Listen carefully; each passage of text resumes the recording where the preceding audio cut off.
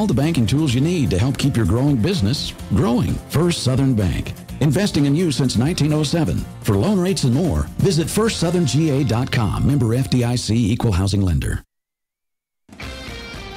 Local news on WIFO.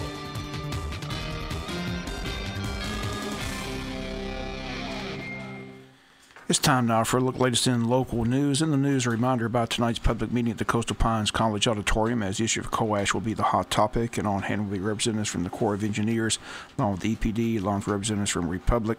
All will speak on the program this evening. There will be a question and answer session as well. Again, if you'd like to ask a question or make a comment, they ask that you do so by signing up when you arrive this evening at the auditorium. State Representatives Chad Nimmer and Bill Werkheiser are expected to be on hand as well, along with our city commissioners, county commissioners, mayors, city managers, county administrator, and all expect to be on hand tonight at the meeting.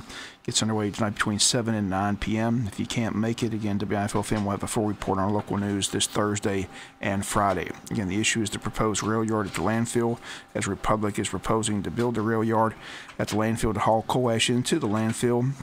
It's been a hot topic for months in the community. There's been an effort by many to stop it. Also, it's been an effort by our elected officials to gather as much information as possible regarding the proposal. The next step is this meeting set for this evening at 7 p.m. Again, everyone is invited and encouraged to attend. The Republic's been in their PR mode for the last several weeks, and again, inviting people out to the landfill. The WIFO-FM was invited out a week ago Wednesday, and here were the comments of a representative of Republic saying that the whole issue has been blown out of proportion and misrepresented. What happens is, as communities, because it's such a hot topic, coal ash is, obviously, and I think it's being not portrayed correctly, is the coal ash won't go in with the regular trash up in the landfill. I don't know if that was mentioned today on the tour. We actually will build a separate ash monofield, and we will actually keep that material separate from the regular waste. There's several reasons to do that. One, it messes your leachate up, where you have to spend a lot more money if you had to treat it and get rid of it. Messes your gas up, where, you know, hopefully one of these days, if nobody asked the question, we've got a lot of our sites where we have gas to energy projects, where we actually take the methane gas. We're not to the point here yet. Once you get to a certain level of generation, we'll actually take that gas, instead of burning it and wasting it, and we'll actually work a contract with the company to actually generate electricity with that gas. So eventually, as we reach that curve, we'll use the gas to generate electricity for local businesses, etc. And then I think the last point I want to make is that our company does not have any coal ash to put in this landfill in the near future. You know, the EPA, there's guidelines out there based on how they classified all these power plants and certain milestones and years that they have to hit for certain levels. So as that continues to evolve, and these power companies have a whole lot more political clout than what the public does too. So as people become more aware of coal ash and communities say we don't want coal ash in our communities, period, what happens is the power companies have dozens of lobbyists in the state saying, okay, we can't take it here, we can't take it here, so it means we got to go this much further to take this stuff. And they say it's going to cost our company millions of more dollars, so we want rate increases. You know who pays all those rate increases? Me, you, and every business in all these states. So as this thing evolves, there's going to be more changes at the state and the federal EPA level. But the point I want to make is our company does not have plans to take tens of millions, hundreds of millions of tons of coal ash into this facility. And again, those comments, Republic, the hearing or the presentation a week ago Wednesday. Again, the hearing is tonight. The public meeting is tonight. Again, it takes place between 7 and 9 p.m. at Coastal Pines College Auditorium. Again, the public invited to attend. We'll be back with more news after this word from our sponsor and other commercial messages, so please stay tuned. For over 60 years, Altamaha Federal Credit Union has been a part of our community. Folks you know and trust, always here when you need us. We're celebrating our 60th anniversary by bringing you better ways to handle your money, by updating our system and implementing great new features and benefits to you, like an automated phone number that allows you quick, safe, and easy access to your account 24/7, the ability to transfer funds and send money to anyone with just a few simple steps, the security of e-statements, no more hard copies through the mail, and you can set up text alerts that give you instant information about your account. Here's to another 60 years of making life easy for our members. More community involvement and continuing to be more efficient, safe, secure, stronger, and better than ever. Drop by anytime or visit us online at altamaha.org and join us today to reap the benefits of a financial institution that's run by hometown people with a hometown attitude towards service. Come home to Altamaha Federal Credit Union, Jesup, Ludowisi, and Scriven. Hello, my name is Chad Neesmith from Neesmith Chevrolet Buick GMC of Jesup. At Neesmith, we have the biggest inventory of new and used vehicles around. We also have the best prices guaranteed. We know everyone wants the best vehicle at the best price. At Neesmith, we'll give you just that. We sell all makes and models from Lexuses, Nissans, BMWs, and of course all GM and domestic cars too. Best of all, if we don't have the vehicle on the lot you want, we can get it for you in just a day or two, tops. All we ask at Neesmith is before you buy to give us a chance to save you some money. We will have the best prices and give you the most for your trade guaranteed. So don't pay too much. Come and see us today and let us show you how we can get you into the vehicle you want at the lowest price guaranteed. Only at Neesmith Chevrolet Buick GMC of Jesup on Highway 341 towards Brunswick, or visit us online at neesmithnow.com. That's neesmithnow.com or at 912-427-2045. There ain't nothing wrong with the right price. We continue to bring you comments from those running for political offices here in Wayne County and statewide as the candidates are out campaigning and seeking votes in the upcoming primaries, which are set for May 24th. Early voting beginning May the 4th. In the sheriff's race locally, 3 candidates are in the race, 2 on the Republican ballot, including incumbent John Carter and challenger Toby Cameron. On the Democratic side, without opposition in the primary, is Kevin Johnson, who's a former employee at the sheriff's office. He was a jailer and a patrol officer. Johnson was dismissed from the department under the direction of Sheriff John Carter. Johnson talks about his campaign and his run for the sheriff's office. Well, I believe our law enforcement agencies need to get back to community-oriented policing, actually. There was a disconnect among the law enforcement and the citizens here, and a lot of people have displayed distrust, and they don't feel that the law enforcement agencies are actually working for them. So there is a disconnect. Another reason is we need a leader who's going to be honest, who's going to be truthful, who's going to take care of the citizens as he promises. Somebody that the folks know they can come and talk to, they can deal with. It's going to be open and transparent, who's actually going to take care of them the way that they should be taken care of. These are taxpayers. They pay good money out of their checks and things of that nature. They should get the services that they pay for. Tell us a little bit about yourself. A lot of people may not know who Kevin Johnson is. Well, first of all, I am the son of pastors, Filton and Joan Johnson, born and raised right here in Wayne County, Jesup. I'm a father. I'm a husband. I have 4 children. And for the most part, I operate in ministry. I'm a musician. I also minister under my parents. And I'm just a people person. If folks talk to you, they'll let you know who I am. A lot of people know me. A lot of people like me. A lot of people would love for me to serve as their next sheriff. Well, you were in law enforcement at one time, working as a jailer. Is that correct? Why aren't you in law enforcement now?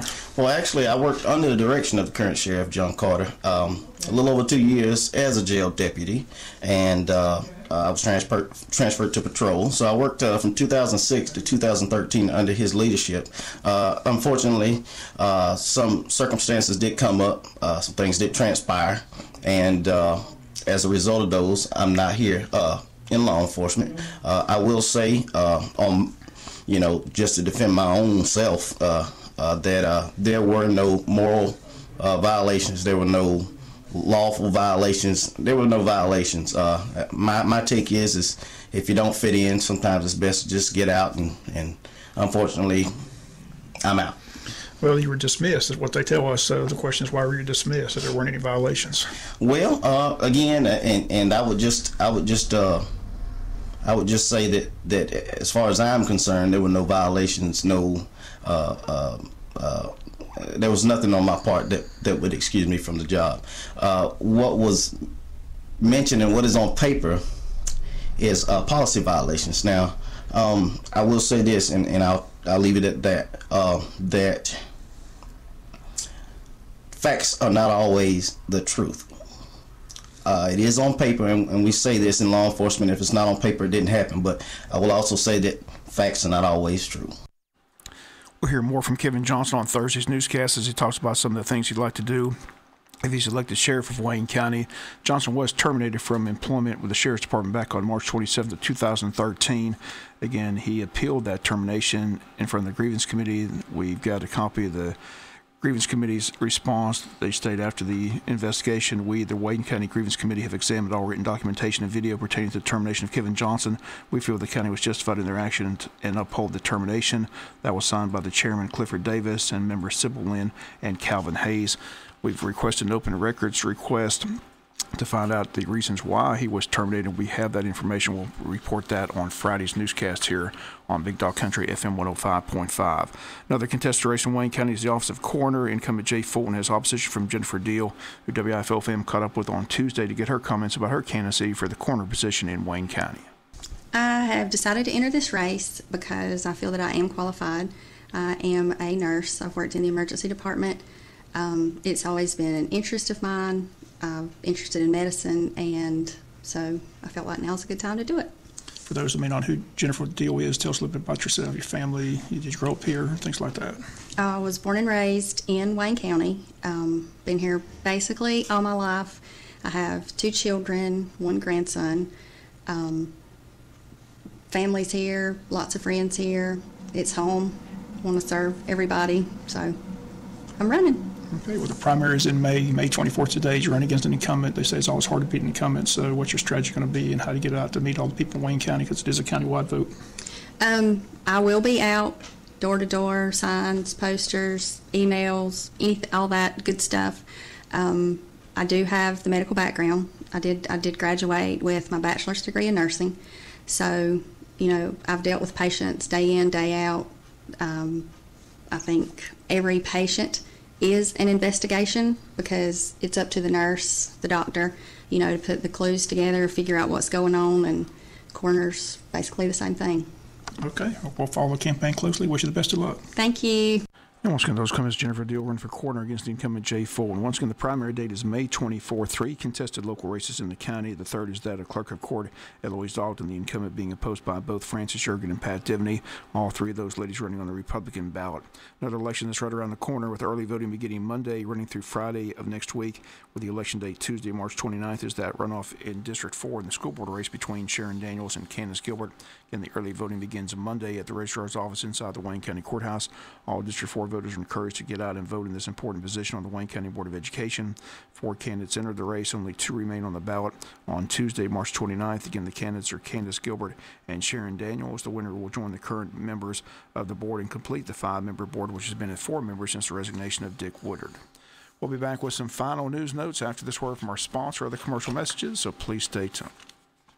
For over 60 years, Altamaha Federal Credit Union has been a part of our community. Folks you know and trust, always here when you need us. We're celebrating our 60th anniversary by bringing you better ways to handle your money, by updating our system and implementing great new features and benefits to you, like an automated phone number that allows you quick, safe, and easy access to your account 24/7, the ability to transfer funds and send money to anyone with just a few simple steps, the security of e-statements, no more hard copies through the mail, and you can set up text alerts that give you instant information about your account.